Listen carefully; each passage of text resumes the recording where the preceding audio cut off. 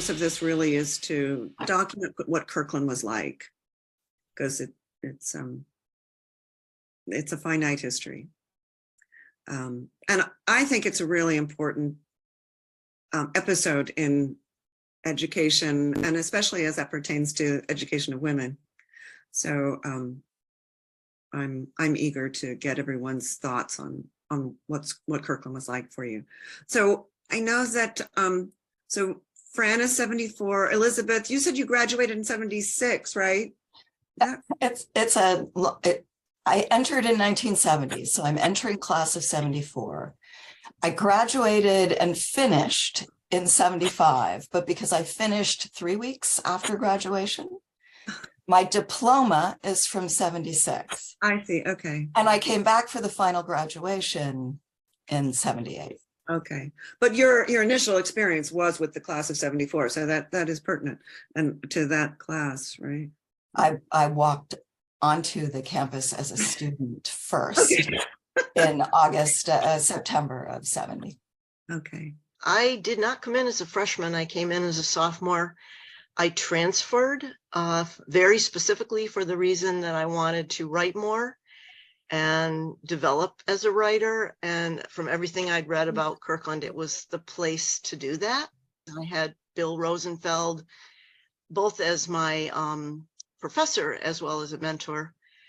And it was an extraordinary experience. I think those early creative writing classes were absolutely amazing. I got to know a lot of members of the charter class even because they were in some of my writing seminars, and it was just very powerful. But I would also say that I felt somewhat intimidated by all of these incredibly very smart women around me, and having transferred from a school that was not as academically rigorous. It was some catch-up work for me to do initially.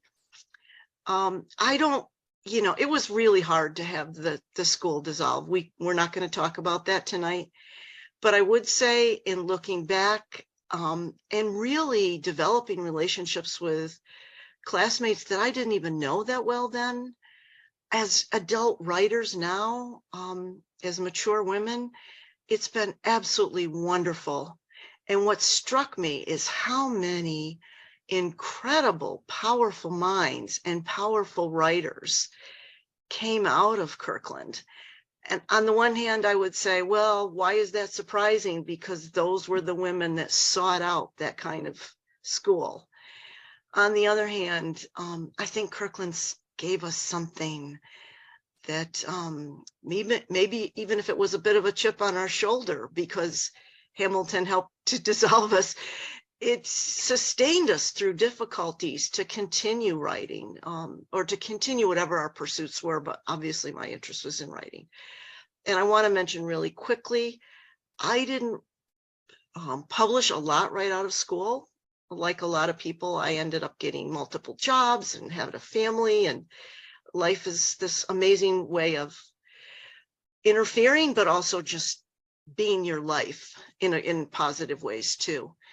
But I have since published 14 books, and I would say without question that Kirkland and Bill Rosenfeld and my fellow Kirkland alumna are partly responsible for that, for the exchanges we had then and still have today. I'm still very good friends with a number of Kirkland writers who are professional authors.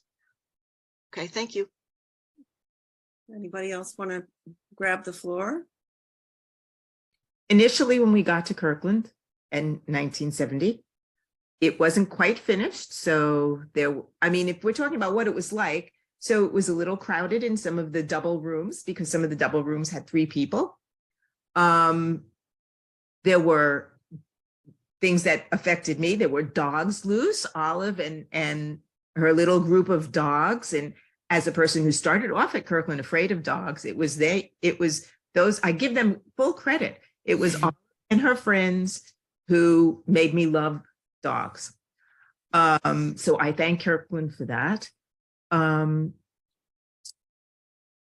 it was the worst winter I had ever experienced in my life.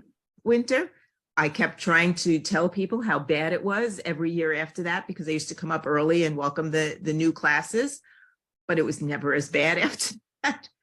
But it was a pretty awful winter, that first winter. It was a lot of snow, more than I mean, I'm from New York City. I'm in Toronto now, but I'm from New York City, and it snowed, but nothing like that. The thing I thought was exceptional about Kirkland was it didn't foster a competitive atmosphere. It fostered a let's help each other attitude, which I really enjoyed, because I'd been very competitive. And I thought that was one of the reasons I chose it, was because it didn't have grades, so that the only person I would be competing with would be myself. And that turned out to be true. So, and I thought the faculty, for the most part, were amazing. I mean, they were amazingly supportive. They were amazingly helpful. In almost all but one case, I thought they were just superb. So I'll stop there, because I don't know where we were going with it, but that's just a few of the things that I think were important about Kirkland, but mostly the supportive community from top to bottom. I do have a quick, just a physical question. You came in, you said there was, how many dorms were there when you came in you came in 70? They were all but A and B, but it started off, I don't know if all the rooms were ready or what. I had a single, so it didn't affect me. There weren't enough dorms for kids. Am I back? It's Joanne. Can you hear me? Yes, we can hear you. Yes, Joanne. Thanks. There weren't enough rooms for the girls, women. So most of the dolls had bunk beds in the 3 kids, which was very, very, very tough. So that was just the underclassmen? The freshmen that had? There were only. No, I mean, I had a fellow first-year student, and Connie Stellis, who was charter class. And she moved herself into the closet because we were just first years. And It was great having closets that were big enough to put a bed in. I yeah, remember that. yeah. But no, it wasn't. The upper class women who had chosen A or B couldn't live there because they weren't finished. And so they distributed them around the doubles all over campus. I see. So I was also in the first year of a school. I'm realizing that means if you had one class there, and then you had 2 classes, and then you had 3 classes, right? So it wasn't the same as four years at once, right? I hadn't even thought of that, of course. We are theoretically the 4th class, because there were some transfers who were considered the class of 71, and I don't know that they're that accurate. Are you, Elizabeth? No, but there were very few who graduated. There were 2, I think, and only 1 Yeah. graduate, I believe. Otherwise, we would have been the 3rd class. But our diplomas say 4th class because of the 2 class of 71s, It says- 73. It says that on the class, on your diploma. I don't think it says It that on says- my- Yeah, if you look real carefully, it says in the script, the Okay. 4th year to graduate. And so you were all aware that this was, it felt like a brand new school still. And so, and in that regard, did you have a tough time convincing your families that you should go to a brand new school? My mother was involved with Kirkland, which is why I got to know about it. I see, okay. Not an issue. Just one quick thing about the triples. one of the girls in my triple who since died fairly soon after school, and I think it was probably a suicide, cried all the time, literally all the time. And she had to go home every week to see a psychiatrist in New York. And it was really tough on this whole floor of fresh women to have a kid who cried constantly. And she said, I can't talk to you. I can't tell you why I'm upset. And not that long into the school year, she was put into a single. Because my other roommate and I just couldn't deal with it. And the floor ended up not being able to deal with it because there were 3 kids who were upset. Can I mention, there was a lot of turmoil in the whole country, in the society at that point. You know, I mean, the end of the Vietnam War, or trying to bring it about. It was a very tumultuous time. Race relations were very, very strained. It was just a very difficult time. I became friends with Candace, but there was like a group of Black students who kind of kept to themselves, and they would take a table in the center of the cafeteria. And there wasn't a lot of, when we talk about supportive women, we could be supportive with Black women, but not when they were in their group. But that was a product of the time. And I've talked to other people at other campuses who had similar experiences. So I think, you know, there were kids who had mental illness, but I also think, well, I think mental illness, there was also very, very brilliant people there. And it was a very tumultuous time. So I think that combination did lead to some pretty tough situations sometimes. And I don't want to gloss it over and pretend that my experience was always perfect. There were times it was incredibly hard. But I would say overall that I did feel the supportiveness that Karen was talking about, and that you could reach out to people, and there were always people willing to help, especially the professors on Kirkland. Less so with the Hamilton professors, much, much, much less so. Again, another conversation. Aren't used to us yet. What? They never got used to us, I don't think, not really. Oh, listen, I think that's unfair. I only passed statistics because I had a kind, talented professor who looked out into the classroom and realized he had some math smart kids taking statistics and social science kids who had no idea what was going on.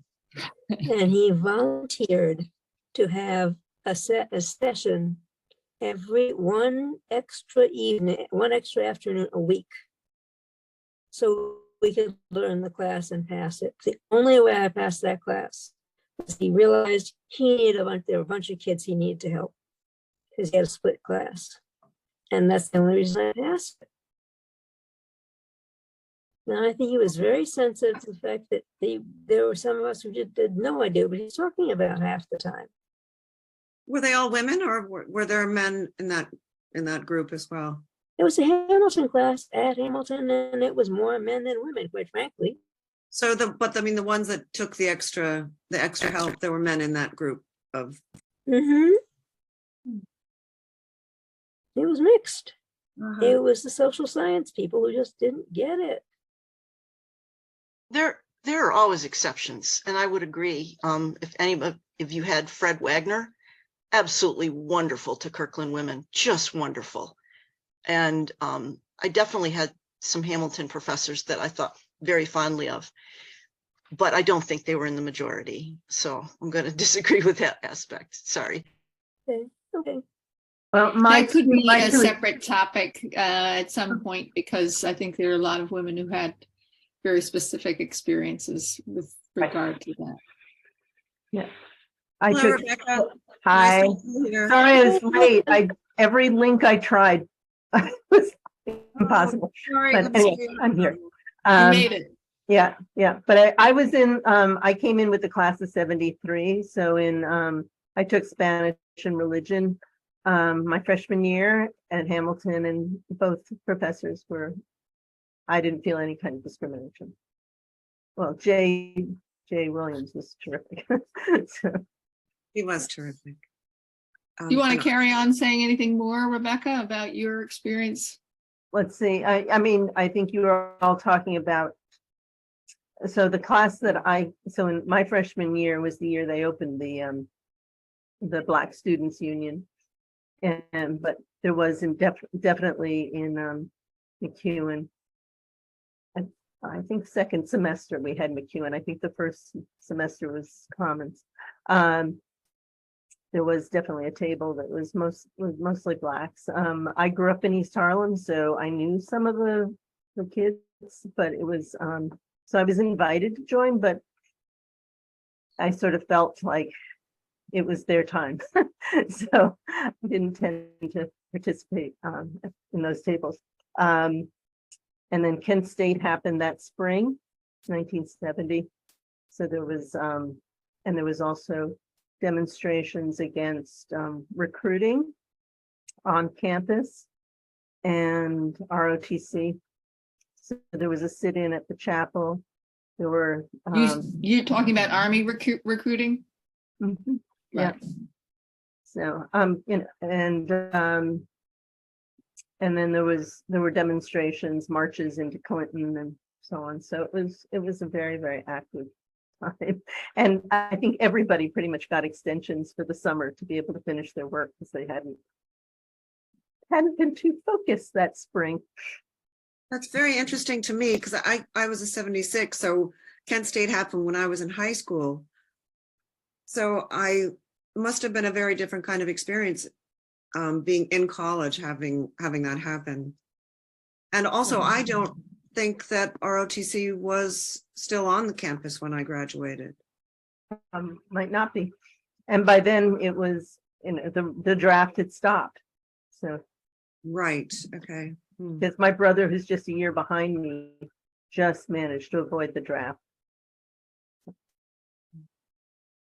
Interesting. So, and I'm kind of curious. So Hamilton was, or Kirkland was still, all of you have talked about that. It's still sort of, it still had this feeling of happening. It hadn't sort of reached a plateau yet. The dorms are still being built, and yeah. And when I came in, it was all finished. So that's a different experience. When we arrived as the second entering class, there had been a whole lot of development by the students in collaboration with the professors and the administration in terms of rules, including parietals. So guys were not allowed overnight in the dorms, and it was quite strict. And our class just arrived and broke every rule. I was going to say that didn't happen the next year because exactly, we arrived for class of 74. There were no rules at Kirkland. Only the rules were at Hamilton. Right. So guys would always come to Kirkland because Kirkland men in Dunham couldn't have women stay overnight, but we could have men stay overnight. Right. Well, we broke the rules. So I had heard that they had separate. No, we made different rules. Sorry. We had Sorry, go ahead. Have we frozen? did Elizabeth want to say something? I actually wanted to Um, sort of circle back to the housing we're situation because I Mhm. think we were the only class where Kirkland students were housed upstairs in Bristol in Toyland, because that's where the babes were, according to the Hamilton students. So there were bunk beds up there on the top floor in our fall semester. There were bunk beds on the top floor of Bristol. I've now stayed in nice rooms there. It's like nothing. It was like this huge room with bunk beds. I didn't stay there, but there were sophomores, for example, and some juniors up there. And yes, it was One huge room. Just one? Yes, what- one huge room with bunk beds. It was known as Toyland. Was that temporary while they were building a dorm or something? And then before the end of the year, people moved out? Is that, wow. Yes, and that was true for the triple situation as well. The other thing is, it wasn't just the dorms, right? Everything beyond McEwen. Sorry, that's my. Which side is that for you? As you're walking towards Hamilton, everything to the left of McEwen was being built. It was a construction pit. So all of that mud was still part of our experience in 1970. And I think that, Karen, correct me, but I think that they kept building that for a couple of years after we first got there. Yeah. Could we eat in McEwen? Yeah. So I don't remember eating at Commons. Did we eat in McEwen or Commons? McEwen. Both. And we could eat down at Bundy too. But we could eat at McEwen, and our I mail know was we could. downstairs. Yeah, because 'Cause I didn't like eating at McEwen Commons. opened in the spring of 1970. I was going to say, there was a governing body our freshman year that was making rules about Kirkland. And one of the things that we actually decided in discussion with the administration was to get rid of varietals. It wasn't just a joke. So what were the And that rules? was that one you- of the things that we got rid of pariahs, The no man parietals, after 2 o'clock. she's saying that the Parietals. those were still in effect even after my freshman year when she arrived, and that there were discussions being happened. I think these discussions went on for several years. So probably in your freshman year is when it was formally dropped. Yeah, I came in as a transfer, so I wasn't there for my freshman year, but yeah, as far as I knew, there were no rules. Yeah, so For a couple of years after we got there, we were asked to notify people, not just Joe, right? Screaming man on the floor, but when we had guests that were male, we were asked to let the other people on the hall know as a kind of courtesy gesture. And we would occasionally get a little notice in our mailbox reminding us to do that. I don't remember that at all.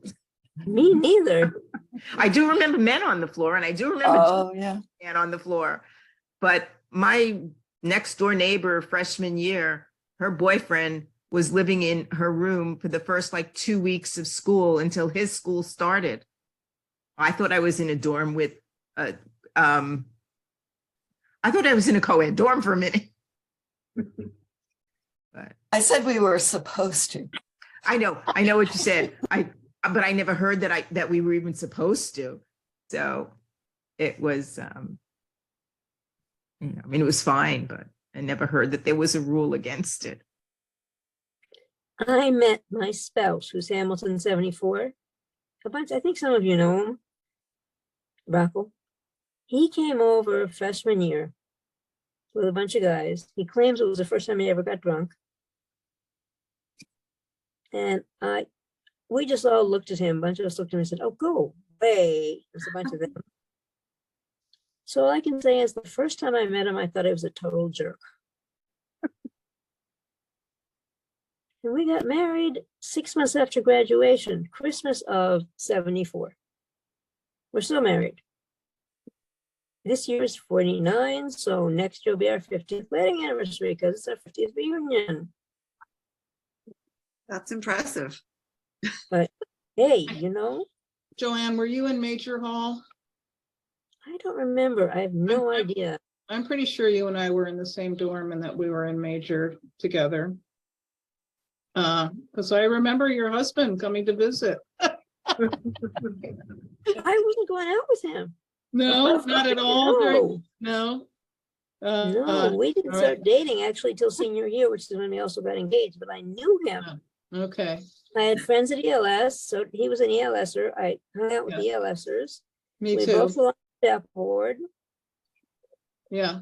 Yeah. So we So saw each I other must, every I week. must be remembering something else. I also had friends at ELS, which was the Emerson Literary Society, which is now the campus bookstore.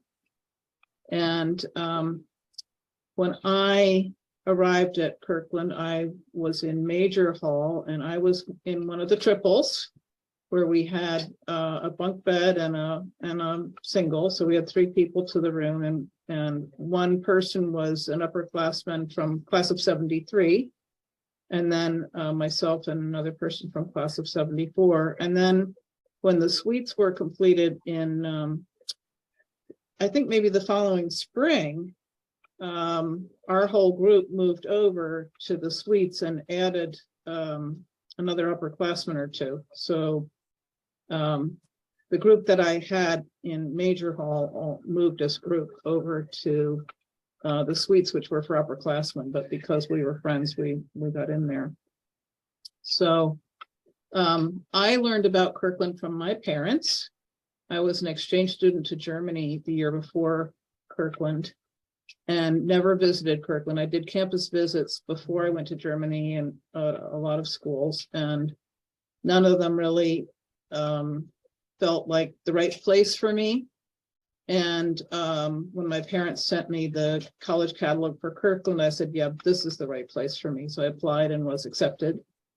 I had gone to, from 4th grade through 9th grade, I had gone to a private day school that did not do grades, that didn't do standardized testing. Everyone was sort of on their own pace, and the teachers would encourage us to sort of fulfill our best potential in this day school, Poughkeepsie Day School. And then I went to Oakwood Friends School for high school, which was a more traditional school that had like grades and tests and so on. And then I went to this to be an exchange student in Germany. So Kirkland was actually very familiar to me from my Poughkeepsie Day School years. It's like, I really liked Poughkeepsie Day School. I liked the structure of, fulfilling your potential, no grades, I can't remember if we had tests or not, but it was very familiar to me. So when I came to campus, it was like, in a way, it was like no big deal. Whereas for some people, like, this was sort of, amazing to be in that kind of environment. For me, it felt very natural. I was really, I have to say, pretty clueless and unaware of a lot of the things that were going on at Kirkland, to the point that when I graduated, I said to myself, I really missed out on a lot. For example, I never met Sam Babbitt. Never occurred to me to meet Sam Babbitt, and a lot of people I knew like were meeting with him frequently and got to know him on a personal level. Sam and Natalie, and never met either of them. I met Sam Babbitt at a reunion, whenever it was 5 or 6 years ago that I came to campus. It was the first time I ever met him. And I didn't realize that Clinton, New York was in such a great place for outdoor sports. So I loved canoeing. I went canoeing for the first time graduation week. Some friends went up to the Racket River. It's like, oh wow, I wish I'd known this was here. Same thing with cross-country skiing. It's like, didn't know anything about that, but it was the perfect place for cross-country skiing. So there were a lot of things about Kirkland that probably would have been great for me that I didn't know about or take advantage of. I took classes at Hamilton and Kirkland. My first year at school, I took calculus and German on the Hamilton campus, and I took the core courses, the Kirkland core courses, including anthropology, on the Kirkland campus. And I did very well in the Hamilton classes. Because I had taken calculus in Germany, I was actually almost bored in class. I really was like, had no trouble with the calculus Can I ask what the core courses were? Well, I think you had to take, it was sort of like distribution requirements. You had to take some social science, some English, other people could chime in and say what it was, but I think you had to have a little science, a little social science, a little art, and Philosophy. I didn't do philosophy, but I think they had it like 4 chunks, of It things. was, and it was a attempt to create a Dunham for us. I Oh, what? found that out later. You know how all the freshman guys lived in Dunham in the big dorm? Yeah. And Kirkland administration, Sam and whoever, felt they wanted to create something that was only for first-year students at Kirkland. Which is why we had this group of courses that we all had to take. They felt that would somehow bring us together as a class. But they were very small. They were not like your big Right. auditorium. It was sitting in any one of those classrooms in the dormitories. Yeah, maybe like 10 or 15 people in a circle or something like that. Yeah, But so it was all first-year students. It was 11 because the tables were not big enough for more than 12. So the 12th would be the faculty person who was in the room with us, but there were 11 students, and they deliberately built it that way to force a limit onto those courses. It was I had clever. no idea that that's what was being done. That was clever. Yeah. And I thought it was just to make us well-rounded in it. So we had to take a humanities and a science. And there was another one. I think social science probably. Well, I think- Probably.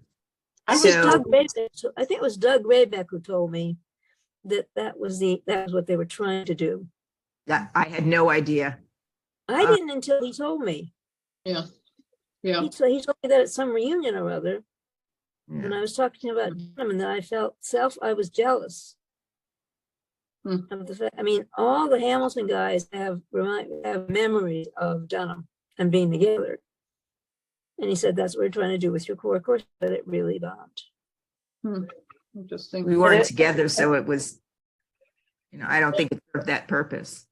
So there were 4 classes, I think, and if you took a 5th one, you were really stretching it in terms of work. Or was it 3 core courses? 3. There was 3 Great. cores because my 4th was a Hamilton class, also Right. calculus, but they figured out that I had taken it previously, so they made me switch after the first week or so, whatever the next math was. Right. Yeah, so it was 3, and then we would take 1 more course. One, And my second semester, I took a 5th course, which was art with ceramics with Bob Paluski. And that was a lot to take 5 classes in one semester. It was known as a 414 system with the January term, Yeah. winter term in the middle of them. January. I'm sure that if we looked at Sam Babbitt's History of Kirkland book, which is we document all of these things about what the majors were, because there does seem to be a little bit of confusion about it, and maybe part of it was who we had for our advisor. My advisor was Bill Rosenfeld, and he told me I had to have a science and a math. And I said, I don't want to take math. I came here so I wouldn't have to take math. But I ended up in a logic course, which was part of the math curriculum at Hamilton, and I absolutely loved it. So there was more than one way to meet some of those requirements, but that is all documented and stipulated in Sam's book. So rather than us try to hash out, what the exact requirements were, we could just look at that. I just want to mention one other thing about Sam Babbitt. I was fortunate enough to take a course from him, and he taught a course in American literature. And it was really my introduction to Faulkner and Toni Morrison. And, it was just John Dos Passos. And it was, mind opening and amazing. And he was every bit as amazing a professor, a teacher, a mentor as he was a president. And I just wanted to say that. Okay, thanks. Yeah. You know, it was rumored, I did not personally have this experience, but it was rumored that there were certain professors at Hamilton that didn't like having women in their class. The rumor I recall, whether it was true or not, was that if you were pre-med at Hamilton, or you were taking a pre-med track in Hamilton classes, that as a woman, you would not either get good grades, or you might even be flunked. Now, whether that rumor was true or not, that was a rumor I recall hearing, is that it was a hostile environment for a woman if you were going to be in a pre-med track. And of course, pre-med, you can't afford to get anything less than A's, you know, so I personally had some very thoughtful professors at Hamilton. My German professor was a lot of fun and, you know, very supportive. My calculus professor, I think, was completely mystified by me because I didn't seem to be paying attention, which I really wasn't, but I kept getting A's on the exams. I think it probably annoyed the heck out of him. And I probably enjoyed being annoying, I'd have to say, most likely. But for me, what was really transformative was taking anthropology with Doug Raybeck. And it really set me, I think, you know, it's something I refer back to throughout my life, just the things I learned in anthropology about seeing cultures through that lens, and knowing that in any given place or environment, there might be people who have a different cultural background and see things in a different way than you do.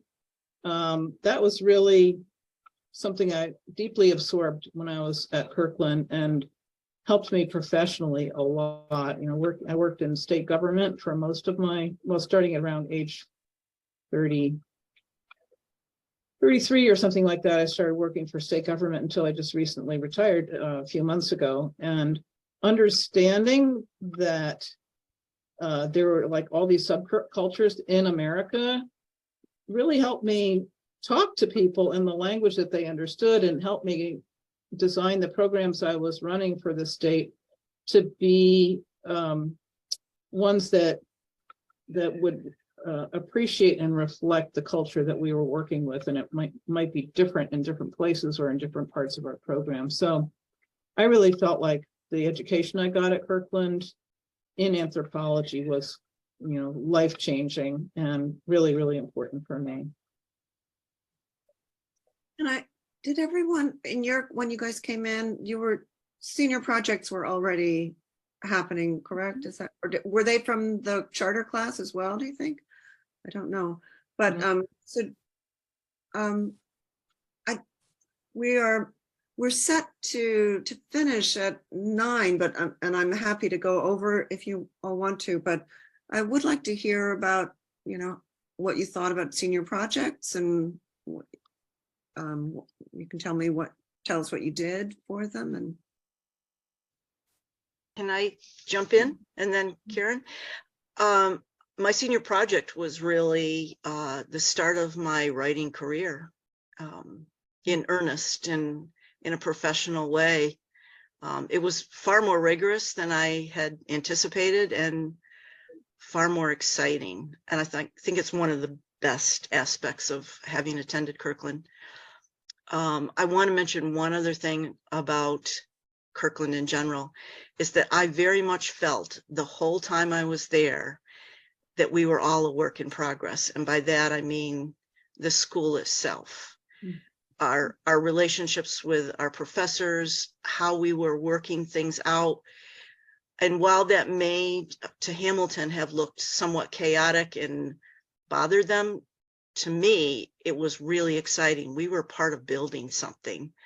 And I think that's why it hurt us all so much when it closed, is that we felt like we really did help to create something very dynamic and different. And then it was ended. Thank you. that's an interesting comment. And I think that's probably, I'm guessing that's true across the board, that everyone felt that way, that you were all building this wonderful place. You're shaking your head no. I was clueless about that, I have to say, you know. I just came in, it's like, oh, the college was already there. I mean, it was obviously under construction still, but I didn't participate in any of those meetings. Wasn't even aware of them. You know, this afternoon I reread I read what was posted in one of the links that was sent around. It was two people from the charter class reflecting on their experience. It's like, wow, their experience was so different from mine, you know. But it sounds like some of my classmates here did have a very similar experience of feeling like you were part of the creation of the college. To me, it was just a place I went. And, you know, we haven't really talked about Hamilton that much, but I found Hamilton to be very confusing socially, you know, like the fraternities, the house parties, all the dating rules. It was really difficult for me. And I remember my brother went to Yale, and during the time he was at Yale went co-ed, and I applied to Yale. I was on the waiting list, and he said, don't go here. It's not a good place for women. And, you know, so I wasn't really planning to go there anyway. But when I got to Kirkland, I felt like, oh, it's the same thing. You know, it's like a male college where the women are interlopers, sort of welcome, but sort of not. I mean, the men were always taking a bus and going somewhere else to go on dates. You know, they'd go to Cazenovia College, they'd go to, well, what was it, Wells or Wellesley? I can't remember. You know, Skidmore, I think. There were a number of women's colleges that they would go to. It's like deliberately ignoring who's across the street, you know, and not liking us for what we represented. So What did that you was feel really you represented?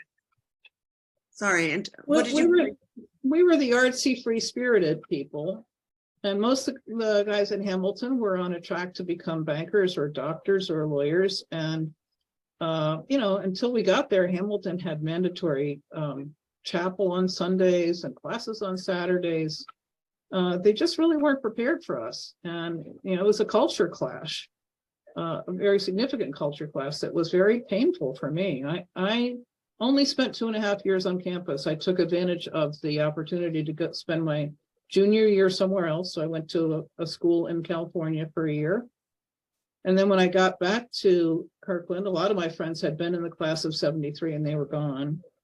And so I had the opportunity, I had taken enough extra credits that I only had my senior project to do in my spring semester. So I went home to Poughkeepsie and I did my senior project from Poughkeepsie, where my family is located, and only came back to campus for graduation in the spring. So I was only there 2.5 years. And for me, the social situation was really, really difficult.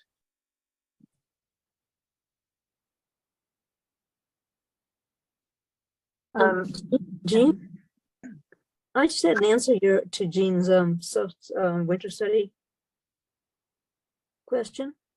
I'm sorry, what? I had an answer to your winter study Sure. question. My parents moved to Indonesia when I went to college, literally when I went. And they didn't come back until graduation. And I only saw them, I saw them 2 summers, summer after sophomore and summer after junior year. I didn't see my parents between freshman year and summer of sophomore year at all. But I tried to learn some Indonesian, and it turned out that Indonesian, proper Indonesian, it's sort of a made up language because it's a whole bunch of islands, is very similar to Malay. And Doug Wayback did his fieldwork in Malaysia, and he mostly uses Cantonese, which is where the language spoken from the area where he did his fieldwork, but he knows proper Malay. And with a book from Cornell and a tape, and the two of us talking to each other, I spent a winter study learning Indonesian and knew enough when I went to see them to get by, which was great. I mean, I was in a different culture.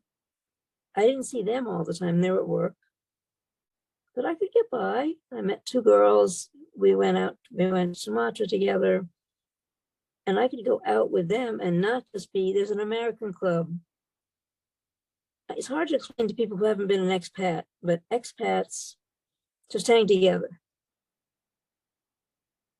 And if you don't know the language of the country you're in, you can just see other expatriates and see other people from other countries than the country you're in. But knowing the language makes a huge difference. And that was what I did during one of my winter studies, and it was wonderful. It made such a difference in going there. And I could travel around Indonesia, went to Bali, went to Central Java, went to Sumatra. And because I knew the language well enough, not great, but well enough to speak, I could be with people and see people and learn the place.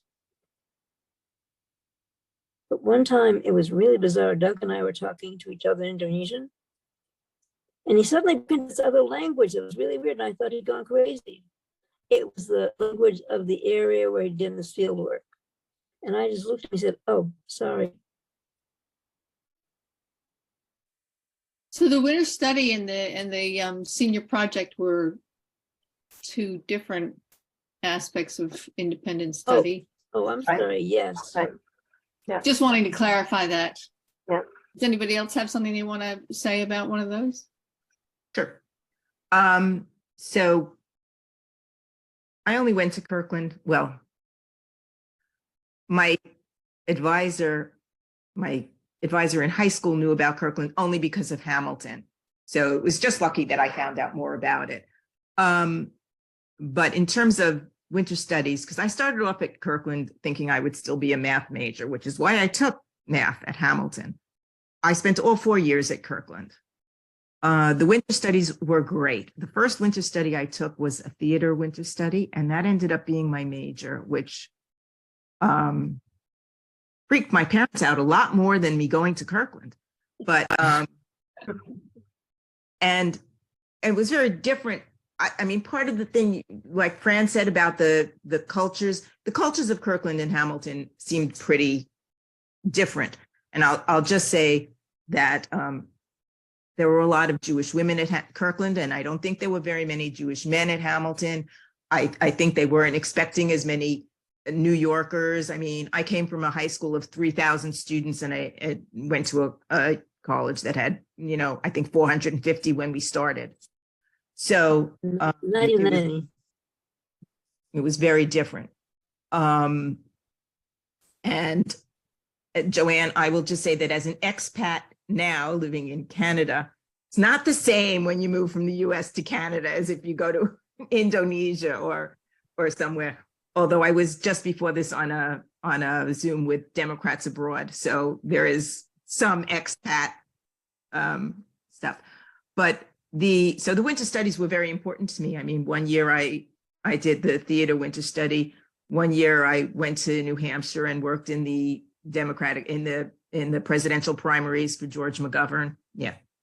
And I don't remember what I did the third year, but my senior project was directing a play, which was really alien to me. I don't know how I picked that because I did mostly tech work in the theater.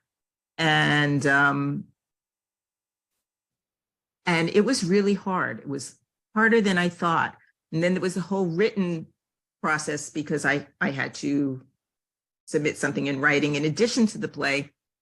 And I always say that this is my advisor, who was Carol Bellini Sharp, kept handing my written part back to me. And I told her many years afterwards when I was visiting the college, I said, if we had computers when I was in college, I would still be writing my senior project, because she kept handing it back to me. And until I said to her, I'm done, this is it, I can't make it any clearer, any better, that's it. She said, okay, that's all I was waiting for. So if we had computers, it was because I had to keep retyping the whole thing. That I really, I joke, but, I could only do it so much. And I don't know what else I wanted to say, because everybody has said things that I wanted to respond to, just because, I don't know, it's a joy to be with other Kirkland people. And that's it. Thanks. Hi, Rebecca. I majored in art.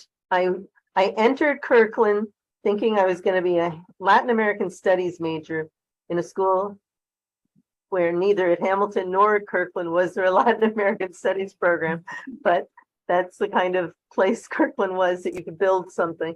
My father had read the New York Times article just as we were about to do a tour of upstate New York and visit colleges. And I did not want to go to an all-women's college, but I was impressed with Kirkland and the way it was set up. And it turned out to be great. And so in any case, I went from, I took a year off, and then I came back, and I decided to be an art major. And then also I had been very dissatisfied with the educational system. So I've been reading a lot about education. So I thought I'd be an education major. And then I discovered that the education major was at Hamilton. It was very, very circumscribed. Is that the word I'm looking for? And so I didn't like that. So then I decided to go back to being an art major. And every time I switched majors, it meant presenting to somebody my rationale. And as a result, I feel like it was some of the best preparation for going out into the world. You know, I don't know that there was any particular class that I took that taught me something that I definitely needed to use out in the world. But that process of navigating was really important. I also took classes with Doris Friedenson, sophomore and junior year. And she was very, very challenging just in terms of shaking people's heads up. And then a bunch of us decided we were going to try to, we did a survey and trying to figure out ways of getting people involved. And then we decided we would start a co-op dormitory, and that co-op dormitory exists to this day. And there were 5 of us who were the core people who created that. So I feel like this very proud mama. And I found that it's been moved. It's in one of the fraternities now, but it's started in Keene Dormitory. And that was senior year. And the other thing is that I also taught a course called, I can't remember what it was, but it was having freshman women. So for the same reason that Fran was talking about, and I also felt it, came in and I really didn't know what was going on. And I did not participate in the government, self-governing that was going on. And so I made a case to Sam, and then I had to find an advisor, and I taught a course where each student had to, each freshman woman had to take be on a committee, and then write and report back. And we had readings to do and things. So it was a way to help people. I don't know whether, I don't know whether the Kirkland administration thought it was a very successful thing, but they let me do it.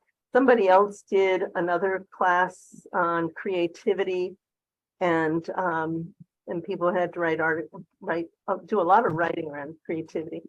And so there was all that going on, and it was, my senior project was in ceramics, and a lot of my winter, I can't remember what I did most of my winter sessions, but and I know at least one, maybe 2, I did very specific things like just porcelain plates or something like that. But the senior project was a very rigorous thing in the sense that you had a committee of people who were giving feedback on the artwork that was progressing or not progressing, and the written work, as Karen was saying, had to do a lot of writing about the process, and so that was being judged as well. So anyway, I really felt like it was the best place I could have landed.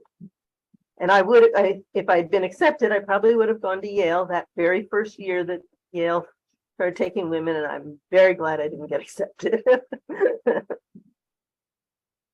When I read the the article today by the two people from the charter class, I was trying to find, well, what did resonate for me? And I concluded that what it was for me was that Kirkland gave me the opportunity to find my own path. I was always making my own decisions, and like, okay, I'm gonna go someplace else junior year, all right, best wishes, go, go ahead, and just choosing whatever classes I wanted, and picking a senior project that meant something to me. My senior project was interviewing an Oneida Indian woman from the Poughkeepsie area about the Oneida language for plants. So it was a botanical study and an anthropology project. And my dad kind of helped set it up. At any rate, it was a really interesting project. And I just felt like Kirkland gave me the opportunity to keep making the choices that would help me define my interests and where I wanted to go with my life, and I made a decision to just go do it. I fake graduated. I had surgery my senior year that was supposed to be 3 to 5 days in the hospital. I had orthopedic surgery. I got infected. I was there 2 weeks. I finished first semester freshman senior year with 4 out of 4 incompletes. And I struggled to finish them. And my advisor said, I will let you graduate. You won't get a diploma. I will let you walk and graduate as long as you get your senior project to me by August 5th. And I'd already been accepted at graduate school. So I graduated theoretically, and then hustled my ass off to get the senior project to him by August as I was getting ready to go to graduate school. So through the goodness of my sociology professor, I went off to Yale Divinity School, which I hated. It was very rigid and it was very rigid. Everybody lived on the quad. And people would say to me, you take your course at the university? It's like, I'm going to ignore all the resources. Yes, I do. So there for a year, and I worked for bunches for a year, a little over a year, and then I don't believe I did this. I had a husband and a job, part-time, very, very part-time job in Hartford, and I commuted to Harvard, which is where I got my degree. I'm not sure. It was a very tough 2 years, but I did it. Yeah, so I turned down the opportunity to go to Yale for undergraduate, but 7 years after graduating from Kirkland, I went to Yale University for graduate school and encountered Carol Lee there. She was also class of 74, and she also took 7 years between undergrad and graduate. So we were at the Yale Forestry School together. And I was at Yale School of Management starting in 1982. We probably had classes together because I went to SOM. I took a lot of classes at SOM. Yeah. And then my freshman roommate was Candace Harris, and she was in like the first class at that's not Sandy Harris, Okay. Candace. And she was, I think, in the first class of SOM. Wow. So, but SOM was great because it was much more flexible than. Yeah, that was great. And one of the things I loved was I didn't have to translate my pass-fail grades and evaluations into actual letter grades, which NYU and Columbia couldn't figure out how to deal with that. But Yale read everything, so it was a great fit. Right. And I went to grad. Oh, sorry. I went to grad school at Columbia. They did not ask me to change my evaluations into grades, thankfully. Was that for an MBA? No, it was for a degree in library service. Thankfully, because I would not have gone if they had asked me to have them translated into grades. In one of the great ironies, my advisor, Doug Raybeck, kept telling me I really should take statistics because it would be needed for graduate school, which he was sure I was going to want to do someday. And it's like, I'm not going to graduate school and I'm not taking statistics. So I didn't do that. And then when I applied to Yale, the only prerequisite was calculus. And I had 2 semesters, so worked out. So the only other thing that the only other thing that I think is a big topic that we haven't talked about much, but we've touched on a little bit, is the dichotomy with Hamilton and the fraternity system and all of that. And I don't know if that's something you want to touch on, or it's after 9. I don't have 2 hours left in me.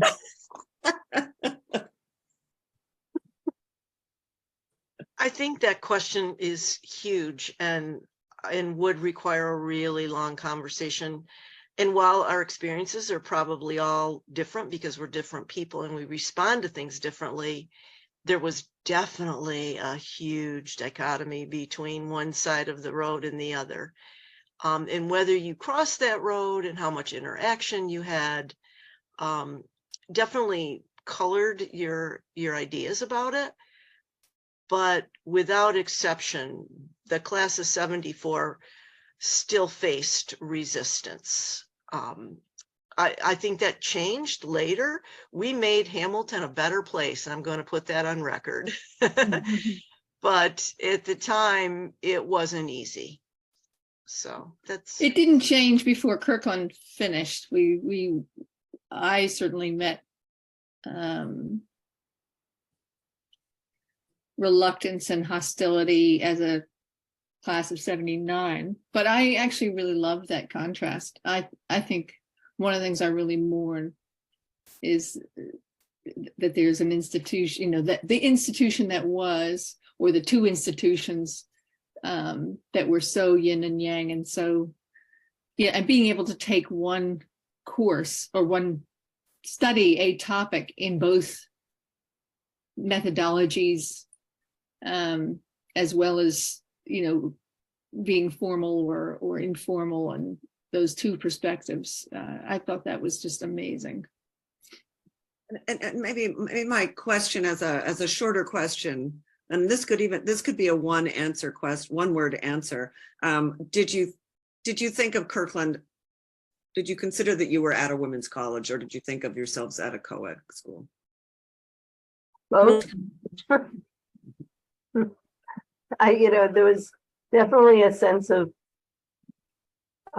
self-determination and involvement at Kirkland, but because except for the core classes, everything was co-ed, and then there was the back and forth in terms of dating and things. I thought it was sort of the best of 2 worlds. Even, yes, I was in a class of 300 when not a class, there were 300 women when I first arrived on campus. There was certainly that pushback from Hamilton, but there was also, a lot of,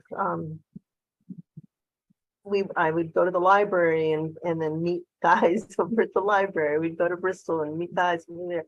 So it was, I did a lot of dating that year. So yeah, I would not have wanted to go to an all women's college that was just by itself. So I really appreciated both pieces. I felt like it was a women's college. Me too. I took courses at Hamilton, but I took far more courses at Kirkland. And there were aspects of Kirkland that I had never experienced before in education, and it made it feel more powerful for women.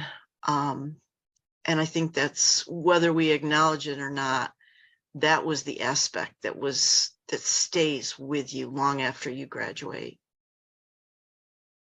Agreed. I also felt that I was going to a women's college, and the fact that Hamilton was across the street was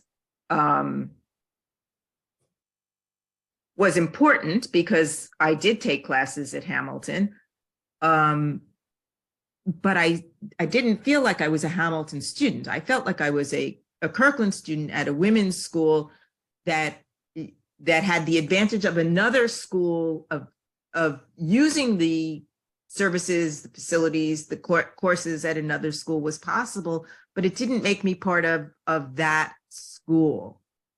So I don't know how that answers your question, but I definitely thought I was going to an all women's school. I would have a really weird answer. I felt like I was going to a women's school, but I was sociology major, which went to Kirkland. But I ended up, I was going to get a PhD in sociology and do research when I came to school. I was a religion philosophy minor. I was very, very close to the Hamilton chaplain. I did did extracurricular stuff that was Hamilton based with Kirkland women in it, like chapel board and the outdoors club.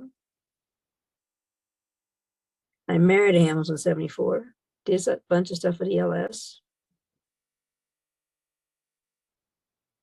But I still felt like I went to a women's college. Very much so. So it's a very schizophrenic kind of my life pattern. I didn't decide to go to divinity school till fall semester senior year.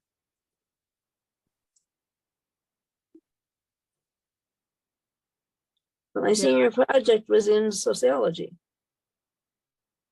Yeah, I would echo the sentiments. I felt like I was at a women's college with the advantage of having a men's college right next door that you could take full advantage of or not, you know, kind of to whatever degree you wanted to. I would not have chosen to go to an all women's college that didn't have a men's college affiliated. So that was important to me.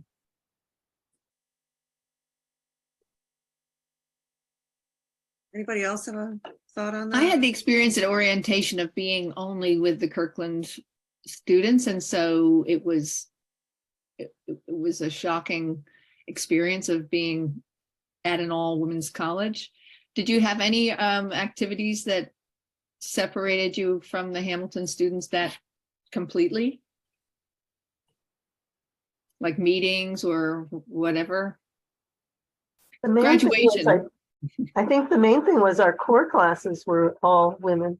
There were some extracurricular activities that were primarily Kirkland oriented too. A lot of the Hamilton had its own set of speakers and guest speakers. We could go take advantage and go over there. But Kirkland also had guest speakers, and I'm trying to remember, it wasn't the Red Room. We did have some in that area, but there was like another room that was kind of like a coffee house type room where we had guest speakers, and almost always they would just be Kirkland women there. It wasn't they excluded Hamilton men, they just didn't come because it tended to be poetry and you know, prose writers and someone in the arts. So it was rare that you would get Hamilton guys coming over. It felt very much like, you know, woman oriented in terms of who the audience was, although the speakers were often men.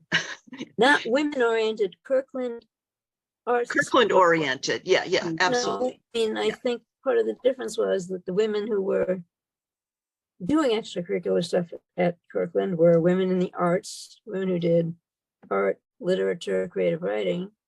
To me, that was like a separate group. That was sort of, to me, that was a clique side. I was sociology and religion, and the people I could hang around with were men and women at ELS or outdoor club. For me, there was no non-art club, no non-art activities. At Kirkland. At Kirkland, the only groups, to me, the only affinity groups were people who wrote, read, painted, were art, literature, writing. And I think to this day, those are the only groups that did things together, the only affinity groups. Dance too. And dance. Can I ask, did you have the open mic yet? Or did that come along later? At Graduation? Yes. Yeah. Well, we had open mics at every meeting, you know, any kind of reunion activity, but also any kind of gathering, there would be an open mic. while I was there. I think it was pretty individual. A lot of places you were not, I mean, I suppose you could have gotten up and spoken or said something, but it wasn't like, oh, come on up, it's time for everyone. I can't think of meetings where it was appropriate.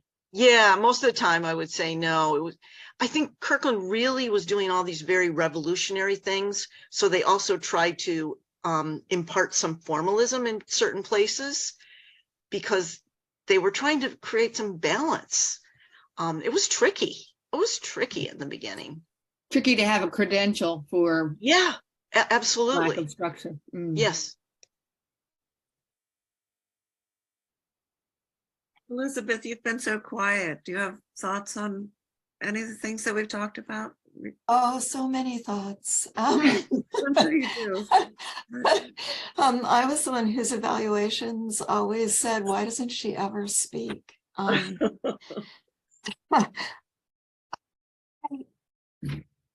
felt enormous pressure from Hamilton students and from Hamilton faculty, but my area was comp lit, which means that I had to take, 3/4 of my classes in a foreign language at Hamilton.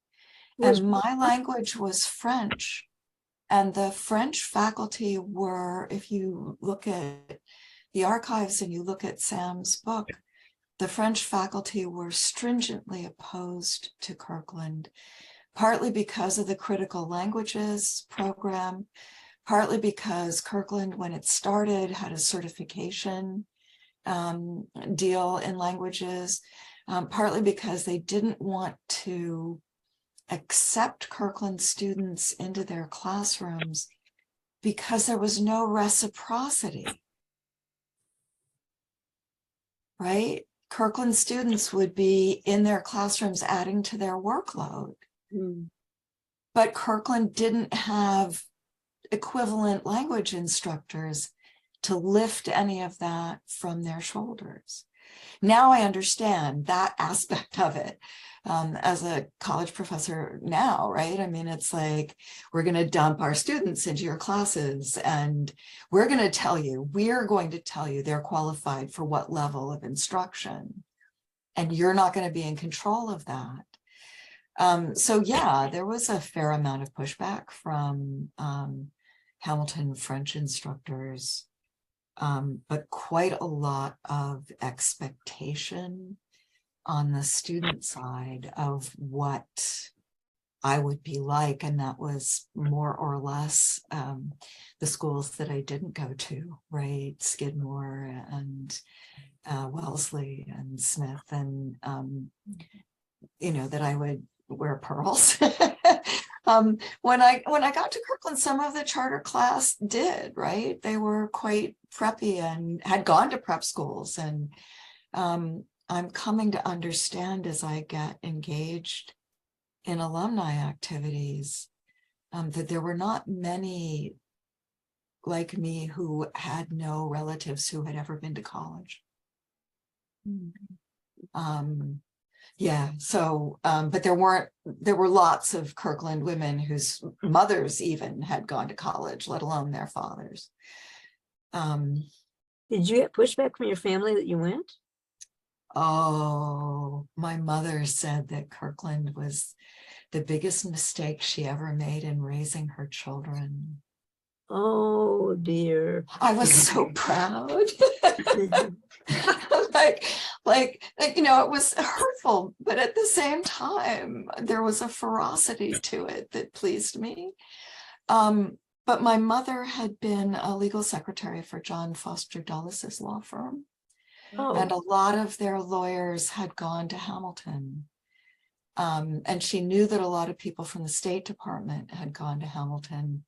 And her plan for me was that I would marry a corporate lawyer or that I would become a State Department wife with my excellent French skills and my excellent language skills, and that I would be that sort of adjunct to a man's professional career. And, you know, that's more or less what Mrs. McIntosh expected for us when she constructed the curriculum at Kirkland. So my mother wasn't like, you know, just making this up out of thin air. I think they were quite disappointed that not only did I not marry someone from Hamilton, but I never married at all. The original vision for Kirkland, if I understand correctly, is that Kirkland women were to make gentlemen out of Hamilton men. That was the Hamilton expectation. Yeah. Yeah. Yeah. They were Civilize them, socialize them. civilize them and get them to wear their jackets and ties, and we were supposed to be properly dressed, and we were not supposed to be. We showed up with bare feet and raggedy jeans. We That were not was- supposed. The That might have timing, been- the timing was such that, you know, it was 1969, 1968, 1970, and, you know, all of high school had changed and people had changed, and all of a sudden this influx of people, and even some of the guys in freshman year, there was one guy that would wear moccasins when it snowed, otherwise he went barefoot the whole time. And there was Fandango, and was that what it was called? Fangido Field. Fangitos. Fangidos Field, and you know, so there was, and the smoking grass, and you know, so it was like we'd gone beyond booze to, or you know, gone a different direction by the time this late 60s, early 70s group showed up on campus. And it wasn't just the women. There were definitely in those freshman classes of men that were going in the same direction, people who had been to Woodstock and so on. So Well, Elizabeth, my first encounter really with Hamilton dating was when I got a phone call on the hall phone from some dude I'd never heard of, who asked me out on a date. And I was like, weird. And he said, well, you know, my fraternity is just trying to get to know the new students at Kirkland. And we went out for a date, and he held a door for me and I yelled at him. And I went on the speechless woman, right? And I went on like a 90-second rant about objectification and, you know, infantilization, and how he really mustn't do that if he respected people. And I apparently got like a huge X over my face. They had looked at the funny book, and they had just picked a girl and portioned them out. This was Alpha Delt. They had portioned them out among them to test out to see if we were worthy of being an Alpha Delt date. And I didn't learn that until, you know, a couple of months later when one of the funkier Hamilton men went, oh yeah, that's what they do. But you know, there was really quite a lot of that still. Remember, we were just the third class. And there wasn't critical mass of women on the Hill when we got there. And they were still indeed rolling, right, to Casanova and Wells and wherever. and Skidmore. And Skidmore, yeah. So I just realized that the other night on the call that there weren't enough women to go around, actually. Oh, yeah. Especially since not all of us were interested in men. Or even those men too, Yes. not just no men, but those men. There's, even though I'm married, but some of them were not mature. And not only that, it was just such a state of flux in the country. It was just such a dramatic period of change. And we were all on that cusp of change, I think. But yeah, there were still some women in pearls, even, I guess, in my class, but not many. And mine. Mhm. Was that a good place to wrap it up, Jean, or do you have anything else that you'd like to? So I think we should close it, but I appreciate this so much. Thank you all so much for joining. This was really, it was a joy to hear all of your thoughts on this incredible school we went to. Thank you both for setting it up and everything. It was funny. And It is hard to leave. can I just say, I put this in the chat, but I don't think anybody saw it. A couple of you have referenced a piece by a couple of charter class students. I haven't seen that. Is there a way that it could be shared? Yeah, Is there a what was way- that, Fran, that you read? You know, today I was catching up on email and it was, I thought in the emails from our Kirkland planning, reunion planning group. Oh, maybe it's the class analyst letter? I think No. so, yes, and it was called Kirkland Everlasting was the title of the article. It was the analyst letter, I think, and it was Betty, somebody, and Betty Harmony. yeah, or something. Haggerty. So you're and talking about last year's, must have been, Yes. okay. but they were class of 72. Yeah. And one of the things, we haven't really talked about this, and I assume that other people who've talked about Kirkland have talked about it, and they certainly talked about it in their letter, was the emerging women's movement and the context of Kirkland in the emerging women's movement, which I was very aware of that. I read all those books. I subscribed to this magazine when it came out. I read The Feminine Mystique. You know, I was very steeped in women's liberation, basically. And, you know, definitely carried that idea with me at Kirkland College.